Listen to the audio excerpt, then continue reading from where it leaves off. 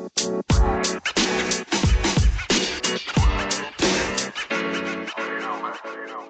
and welcome back to the Corner Kick, episode 4, Giroud, Matador, Rooney and more.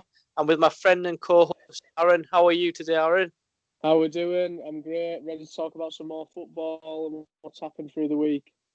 Good stuff. So we'll start straight away with our standout scorelines and we'll go to our game to watch last week, Chelsea-Spurs, which ended 0-0, and it was actually the first goalless draw in the Premier League between the two sides since November 2015.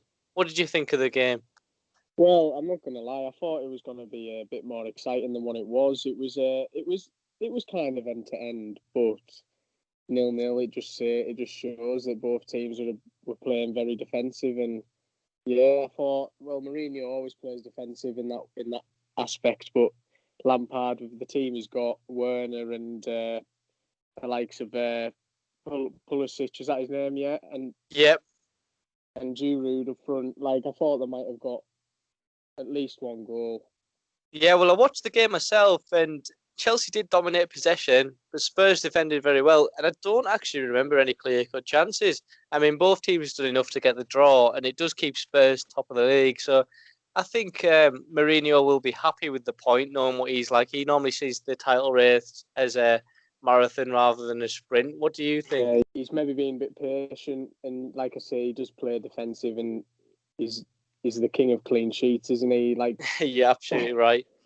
And one team that gained 3 points over the weekend was Manchester United. They came from 2-0 down against Southampton. Cavani came off the bench, got 2 goals and an assist.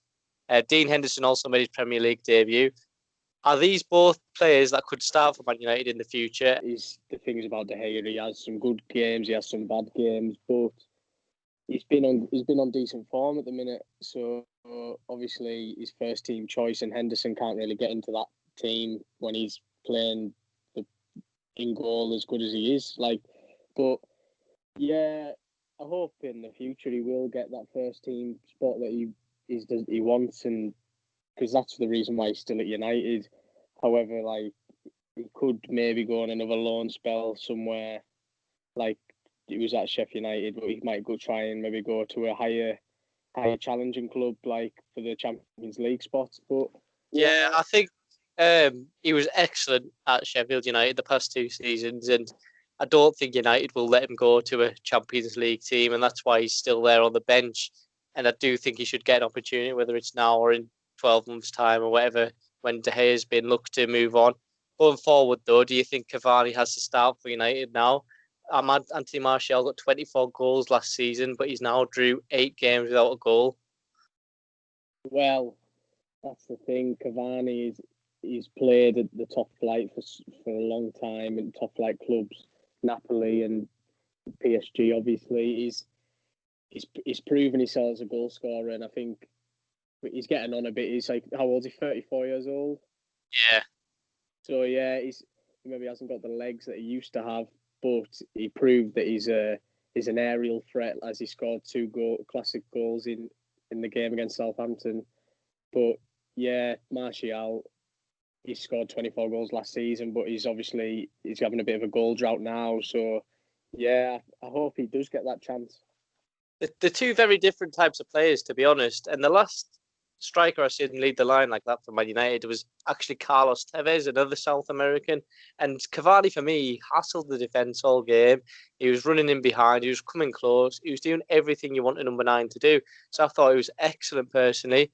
His former team, Napoli, won 4-0 against Roma at the weekend. That's the next game we're going to talk about. Napoli are now 4th in the Serie A. Is this the year Napoli finally go on and win the league? Juventus aren't doing so well. Milan are currently top. It's a bit of an open title race. Do you see Juventus dropping the title this year, even with the likes of Ronaldo? Well, the thing is about that Italian league, it is Juventus have been that favourite team for many years now to win it, and they've got experienced players like Ronaldo in it, like you say. However, against Roma are also a side that fight for that top 4 finish.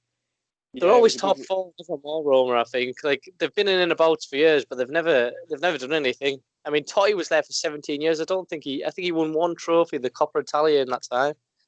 Yeah, you're right. You're right. To be fair, and they had De Rossi as well. They're a bit of a weird. It's a bit of a weird one. They have the attributes to be up there. They've got the money. They've got the stadium. They've got the fan base. They just haven't really got to that next level. Got to that next step. You know. They're in Arsenal. They're going to settle for fourth place every year. Hi, walk it in the net. So moving on to Player of the Week, we've just mentioned him, Edison Cavani. He came off the bench to score twice and assist for Man United as they came from 2-0 down to win 3-2. He's one option. Another option is Mahrez, who was excellent for Manchester City, and he scored a hat-trick against Burnley. Antoine Griezmann for Barcelona got on a goal and an assist and in a 4-0 win over Osasuna to climb up the table a bit. And finally, Iago Aspas scored 2 goals and was man of the match in a 2-1 win over Valencia, which was a big result for Celta Vigo. Who are you picking? Well, like I said in a previous interview with you, Mahrez, the next Messi. You know, he's got the thing is about Mahrez. When Cavani's played that well in 45 minutes. The thing is though, I've got a soft spot for Mahrez. He's got the footwork. He's got the passing. He's got everything that makes a classic winger. And scoring a hat trick, it's just that'll give him the confidence boost. And he's trying that first team spot. Obviously, he does play first team now and then, but he's not always 100% first on the team sheet. So yeah, I like Mahrez. He's one of my favourites, to be fair. Makes you think though, because imagine Man United have been lacking a right winger for some time now. If they'd paid the money that Manchester City paid for when they signed him from Leicester City, how well would he be doing for Manchester United? I mean, we've been lacking a right winger for some time. Well, yeah, you're right. I feel like he could fit into a team like United. He's like you say, you had Ashley Young on the wing once upon a time. He's I think he's a lot better than like the last signing. He's gone to City. He prefers sitting on the bench. We can leave him to that. I'm going to go for Edison Cavani. So moving on to the hot topics now. We're going to start with a crazy story from the Championship. I don't know if it is that crazy. Wayne Rooney wants the Derby City job. What do you think of that? Well, Wayne Rooney, you know, he's one of the best strikers to ever come out of the Premier League. I don't actually see him. Like, I haven't seen much of him as a coach. I know he's a coach at player coach at Derby at the minute, but like obviously he needs that first platform as a manager role to actually improve as a manager. But yeah, I feel like Derby, it could be a good starting point. Like Lampard was there, and I feel like Rooney could start at a club in the Championship. And however, he's not a good. I haven't seen him speak much. Like, he's. What do you think on that one? Do you think he's a good speaker in like the changing rooms and so on? Oh, he's clearly a leader. He's Manchester United captain at one point. But one thing for me is that it might not be that crazy because when he was signed as a player coach. And I think they might have said to him, when one of our managers is not doing well, we've got to get you in as a caretaker manager and see how you're doing and maybe give you the job. Do you know what I mean? Yeah, I know what you mean there. He's like I say, he's got the experience. He could.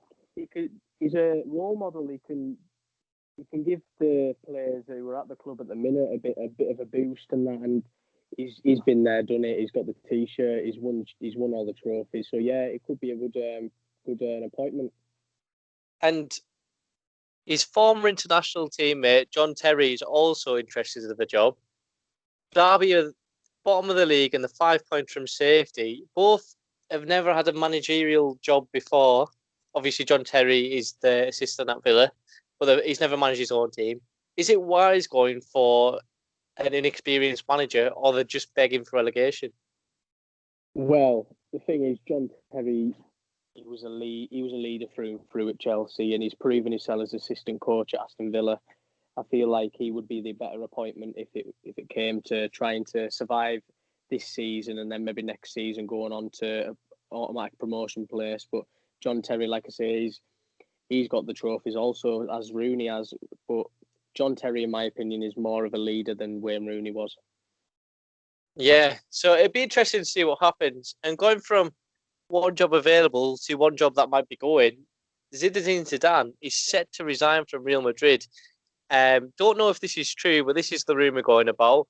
He's going to set to resign before he gets dismissed because he's lost the last 3 out of 6 in all competitions. He's third in his Champions League group. He's fourth in the league, 7 off top spot, and he's got Sevilla next and Atletico Madrid after that in the league. So it's going to be a tough time for him coming up. What do you think? Well, the thing is, it's a frightening league to be in, that the Spanish league, La Liga. Barcelona have the same issues when it comes to management, and Real Madrid, team like Real Madrid, they've won the Champions League so many times, and Zidane's won it with them. I think it's 3 times. Is that right? Right, but he did have Ronaldo as his striker for them 3 times, so that says a lot about his managerial style. True, and also Bale. He didn't like Bale. He had a bit of an argument with him now and then, and he's obviously gone to Spurs now. But yeah, I feel that Zidane, but he's proved himself in the past that he's a good manager, but he's got a bit of an ego, if you ask me. That's why he's set to resign other than get sacked. Well, no one wants a sacking on the CV, do they? For me, I think he might have got a bit lucky. He's managed the best Real Madrid side of all time, and he only got the job because he's a legend at Real Madrid, not because of his managerial history. And now he's not got such a good side. He doesn't have Ronaldo up front. Ramos is coming to the end of his career, that kind of thing. He's getting found out a bit, and maybe he's going to resign before he gets sacked, so he doesn't look as good. So he can go to maybe another top team like a former club like Juventus or maybe PSG, where he's got a lot of money to spend, and go there instead and carry on winning trophies. Real Madrid could maybe try and get a new, like an experienced one like Pochettino. What do you think on that? I think that would be an excellent coup for Real Madrid, and I think they'd be set for a while with Poch. We've seen his style of play in the Premier League. It's absolutely brilliant. And I think he would get the best out of the current players they've got at the moment, which I don't think Zidane is actually doing. I think he's got a set style, and if it doesn't suit the style, he doesn't like it. Do you know what I mean? And I think Poch can change things to the players he's got and make sure he gets the best out of what he's got. Yeah, Poch has proved himself at Spurs, and that he was a bit unlucky getting sacked in the end. However, he's proved that he could get to the Champions League and get into the final and stuff like that. He's a manager that United have always been looking at as well. Am I right there? Yeah, absolutely. And going from one Frenchman to the other, I'm going to talk about Olivier Giroud, who's been linked with a move away from Chelsea. He scored 4 goals last night for Chelsea. He has recently moved down the pecking order due to the sign of Timo Werner in the form of Tammy Abraham. Inter Milan and Juventus are interested in him. Would he be a good signing for them 2 teams? And would Chelsea be crazy to let him go? Well, yes, he would be a good signing for them 2 teams. Obviously, he's getting on a bit. I don't know how we'd feel at Juventus with likes of an experienced Ronaldo, and stuff like that. Obviously, Inter Milan, they're trying to get back on the pecking order and trying to improve as a team, getting back in the Champions League and so on. I know he scored 4 goals in the Champions League for Chelsea yesterday. He could play for anyone. I'd like to see him in a club like still in England, if you ask me. Maybe Tottenham, do the triple threat in London. To be honest, I think he could play for a lot of teams in the Premier League. He's proved over the years that he's a very solid player. He's happy with being on the bench because I'll read you a stat here. He scored 13 goals from 43 games for Chelsea in the Premier League, but 38 of them appearances have been for the bench. So he's obviously happy on the bench, but with Werner starting now for Chelsea and Abraham on the bench, he feels like his game time is going to be even less. So if he does go to Juventus or Inter Milan, he's going to be happy playing second fiddle. He just wants to make sure he is second fiddle. Do you know what I mean? Yeah, I get you there. He just wants a few. He wants at least 20 minutes coming on from the bench. He honestly. That's all he needs. That's all he needs. He's brilliant. Yeah, he's a super sub. He can play for anyone, like you say, and he's got the attributes to play till he's about 38. He's one of them type of players. Yeah, it'll be around forever. Yeah. Moving on to the game to watch this weekend, we're going to go for West Ham versus Manchester United. It's the first game in the Premier League which will allow fans back in, which is live on telly.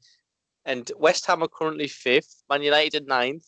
However, there's 2 points difference between the both teams. Um, Last time Man United beat West Ham at West Ham was January 2017, and Matador Ibrahimovic scored.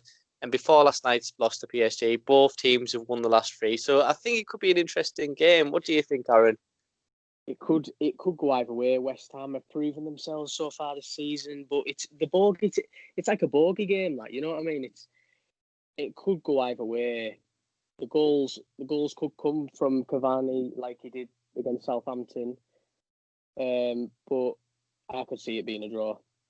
I think it's a difficult one because West Ham, they always seem to get good results against big teams. I mean, I don't know how they do it because they can get beat 4-0 off Brighton or something, and then they'll go play like Man United or Chelsea. And I mean, Spurs the other week they played, and they drew 3-3. They came from 3 goals down. They had a god mode. I don't know what happened. Well, that's the Premier League for you, if you ask me. That could be any. That could be any team that like. But United, they could concede 2 and score 3. You know what I mean? It's one of them. Yeah. So score prediction. What do you go with? I'll go with, like I say, I'll go with 3-2 United. I think I'll go with the same. To be honest, end on a quiz question. Last week's question was how many goals has Frank Lampard scored under Jose Mourinho while he was at Chelsea? And the answer was 48 to those who missed out on our social media. And the question this week is which Manchester United midfielder moved to West Ham in January 2012? And the answer will be revealed on our social media platforms, which is TikTok, Instagram, Twitter, and it's Corner Kick 20 at the Corner Kick 20. And will be revealed during the game on Saturday at 5:30. So Manchester United, West Ham, 5:30 kickoff, Sky Sports, and the answer will be revealed during the game. And we will see you next Friday at 12 p.m. for another episode of the Corner Kick. Thank you very much. Thanks for listening. Bye.